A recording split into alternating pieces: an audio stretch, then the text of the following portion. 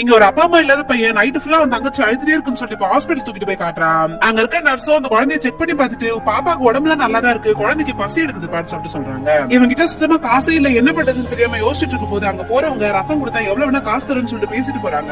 இவனும் அவங்கள ஃபாலோ பண்ணிட்டு போய் நான் வேணா ரத்தம் தரேன்னு சொல்லிட்டு கேட்டு பாக்குறான். நீ ரொம்ப சின்ன பையன், உன்னால ரத்தம் தர முடியாதுன்னு சொல்லிட்டு சொல்லிடுறாங்க. இந்த பையன் பேசாத கேக்குறாங்க. பெரிய மனுஷனும் எதுக்காக நீ ரத்தம் தரேன்னு சொல்லிட்டு கேட்டுட்டு இருக்கன்னு சொல்லிட்டு கேக்குறாரு. அவனும் என் தங்கச்சிக்கு பசி எடுக்குது, பால் வாங்கிறது கூட காசு இல்ல, அவங்க ரத்தம் கொடுத்தா காசு தரேன்னு சொன்னாங்க, அதனால தான் சொல்லிட்டு சொல்றான். அந்த குழந்தையோட தங்கச்சியான்னு சொல்லிட்டு கேக்குறாரு. இல்ல நான் ரயில்வே ட்ராக்ல குப்பை பொறுக்கிட்டு இருக்கும்போது அங்க இருந்த ஒரு அம்மாவை ட்ரெயின் அடிச்சிருச்சு, அவங்களோட குழந்தைய என் தங்கச்சியா பாத்துக்க சொல்லி கொடுத்தாங்க, இது என்னோட தங்கச்சி தான் சொல்லிட்டு சொல்றான். இவரும் அந்த குழந்தைக்கு பால் வாங்கி கொடுத்து அந்த குழந்தையோட பசியை போக்குறாரு. இப்ப இந்த பையனையும் அந்த குழந்தைய ஒரு நடத்துற ஆசிரமத்துக்கு கூட்டு போய் இவங்க மாதிரி நிறைய குழந்தைங்க அங்க இருக்காங்க, இங்க இருக்க குழந்தைங்களை அவங்க கூட பிறந்தவங்க மாதிரி நினைச்சுக்கோன்னு சொல்லிட்டு சொல்றாரு. இதை பாக்குற இந்த பையனுக்கு ரொம்ப சந்தோஷமாயிடுது. இவன் தங்கச்சி இப்ப அங்க நல்லா படிக்க வைக்கிறான், இவங்களுக்கு நிறைய ஃப்ரெண்ட்ஸ் எல்லாம் கிடைக்கிறாங்க.